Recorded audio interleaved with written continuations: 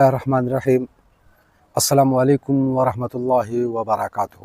سامعین، ایک روایت ہے، حدیث شریف ہے، اس کے راوی سیدنا حضرت علی رضی اللہ تعالیٰ عنہ ہیں، اور صاحب مشکات نے اپنی کتاب میں یعنی مشکات شریف میں یہ حدیث ہے،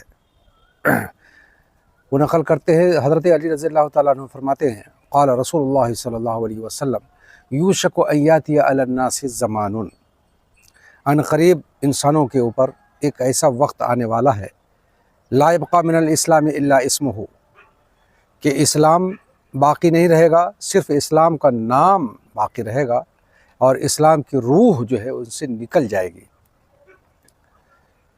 اور اس کے بعد ایک روایت دوسرے کتابوں نے میں جو نقل کیا ہے اس میں یہ ہے، ولا من الدین الا رسمہ، اور اس وقت لوگوں میں دین بھی باقی نہیں رہے گا، بٹ کچھ رسوم ہوں گے، اس رسوم کا نام، رسموں کا نام لوگ دین رکھ لے گا، دین اسلام، یعنی اسلام کا جنازہ لوگ نکال چکے ہوں گے۔ شکل میں تو لگے گا کہ اسلام ہے، لیکن وہ اسلام ایسا ہی اسلام ہوگا جس کے اندر اسلامی روح، اسلامی اسپرٹ باقی نہیں ہوگی۔ اہل نظر اس کو آنکھ سے دیکھنے میں تو ایسا لگے گا کہ وہ اسلام ہے، لیکن اللہ تعالیٰ کے نزدیک وہ جو معیار ہے اسلام کا، اس معیار پر وہ کھرا نہیں اترے گا، نمبر ایک۔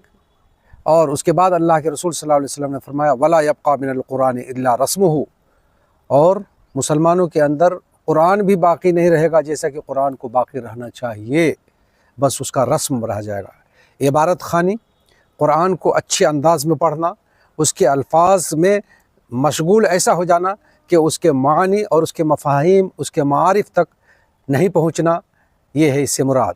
یعنی الفاظ میں اس قدر مشغول ہوں گے کہ معنی کوسوں دور ہو جائے گا، حالانکہ قرآن کا مقصد اصلاح ہے، قرآن کا مقصد اصلاح کرنا ہے، بغیر معانی سمجھے، بغیر مفہوم پر غور کیے ہوئے، بغیر قرآن کے اندر تدبر کیے ہوئے اس کو حاصل کرنا بڑا مشکل کام ہے۔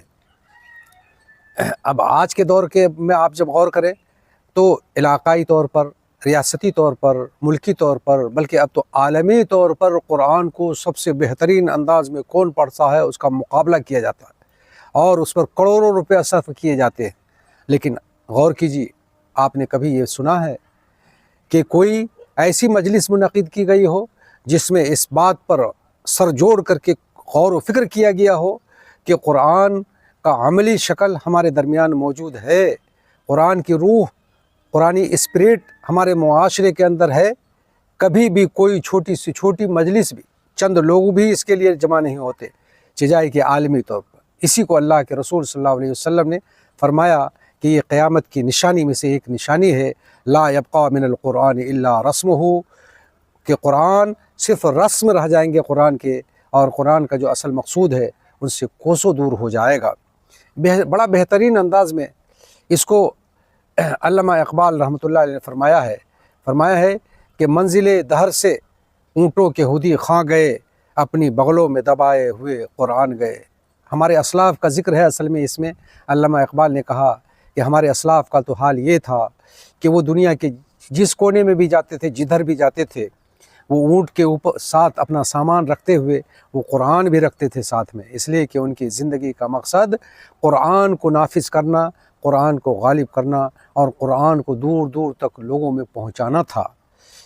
اسی کی طرف انہوں نے اشارہ کیا ہے کہ وہ چلے گئے، اپنی بغلوں میں دبائے ہوئے قرآن گئے۔ اور ہمارا تو حال یہ ہے کہ ہم کون شخص کتنا بہترین قرآن پڑھتا ہے، کتنی بہترین اس کی آواز ہے، کتنے اچھے انداز میں قرآن کے الفاظ کو وہ ادا کرتا ہے، اس کی طرف تو بہت دھیان دیتے، لیکن ہم کبھی یہ معلوم کرنے کی کوشش نہیں کرتے کہ ہمارے درمیان کون شخص ایسا ہے جس کی نظر قرآن کے معانی پر، قرآن کے مفاہیم پر، قرآن کے معارف پر، کس کی نظر کتنی وسیع ہے، اس سے نہ ہمارا کوئی تعلق ہوتا ہے، اور نہ ہم اس ایسے شخص کی تلاش کرنے کی کوشش کرتے ہیں۔ یہ قیامت کی نشانیوں میں سے ایک نشانی ہے۔ اور اس کے بعد اللہ کے رسول صلی اللہ علیہ وسلم نے فرمایا، مساجدہم عامرۃ، ان کی مسجدیں ہیں بظاہر بالکل آباد ہوں گی۔ دیکھ لیجئے آج کی مسجدوں کا حال، مسجدوں میں لوگ جمع ہوتے ہیں، دیگیں چڑھتی ہے، کھانے کا بہت ہی اہتمام کیا جاتا ہے، اور ایک دم ریل پیل ہوتا ہے لوگوں کا، اور اس तमाम चीज़ों का जब हासिल निकाला जाता है आखिर में, तो यही होता है कि बस नशिस्तन दो गुफ्तन और खुर्दन दो बरखास्तन, बैठे कुछ सुने और पेट भर लिया और चलते बने।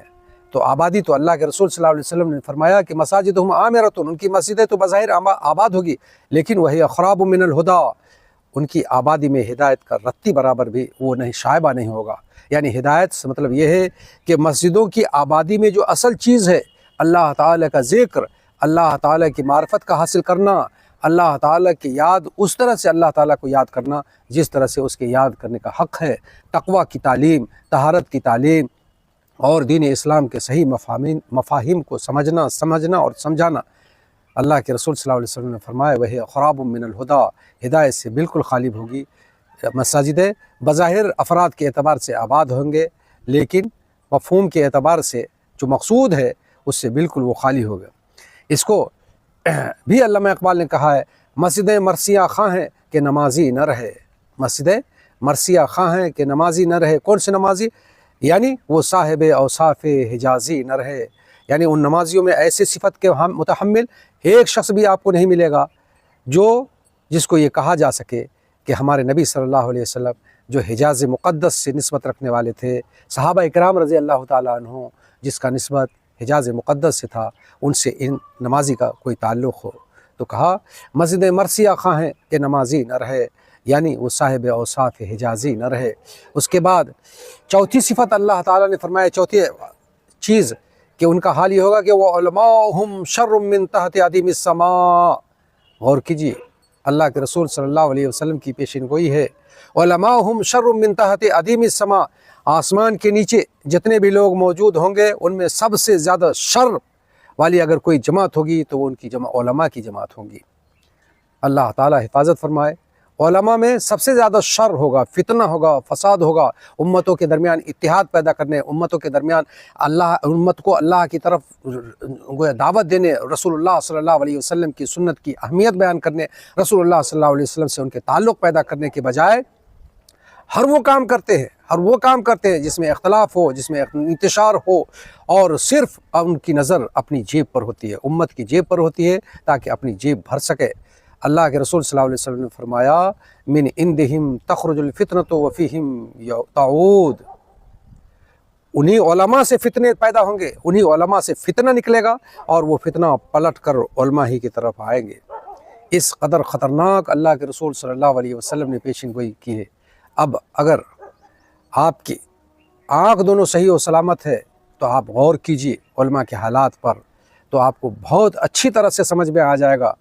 और अल्लामा इक़बाल ने तो एक मिसरे में गोया इन सारे मफ़हूम को मुंज़बित कर दिया है। वो फरमाते हैं करते हैं ग़ुलामों को ग़ुलामी पे रज़ामंद, करते हैं ग़ुलामों को ग़ुलामी पे रज़ामंद। इन उलमा का हाल ये है कि वो उम्मत के अफराद को फ़लाने साहब, फ़लाने बाबा, फ़लाने पीर, फ़लाने वली, फ़लाने ये, इससे तो जोड़ते हैं, उनकी ग़ुलामी की तरफ तो लाते हैं। अगर नहीं लाते तो अल्लाह की ग़ुलामी पर, नहीं लाते तो मोहम्मद रसूलुल्लाह सल्लल्लाहु अलैहि वसल्लम की ग़ुलामी की तरफ। वो करते हैं ग़ुलामों को ग़ुलामी पे रज़ामंद, तावील मसाइल को बनाते हैं बहाना। और ये सब मसाइल में ऐसी ऐसी तावील करते, आयात कुरानिया की तावील करते, अहादीस की मफ़हूम को बिगाड़ते हैं, और फिर इस तरह से लोगों को गोया उम्मत के अफराद को अपनी ज़ात और अपने पीरों के पीर उनकी तरफ, उनकी ग़ुलामी में लाते हैं, और मसाइल की अच्छी अच्छी तावील बेहतरीन अल्फाज में, उम्दा अंदाज में लोगों के जहनों में बैठा करके इस तरफ लोगों को मशगूल करते हैं।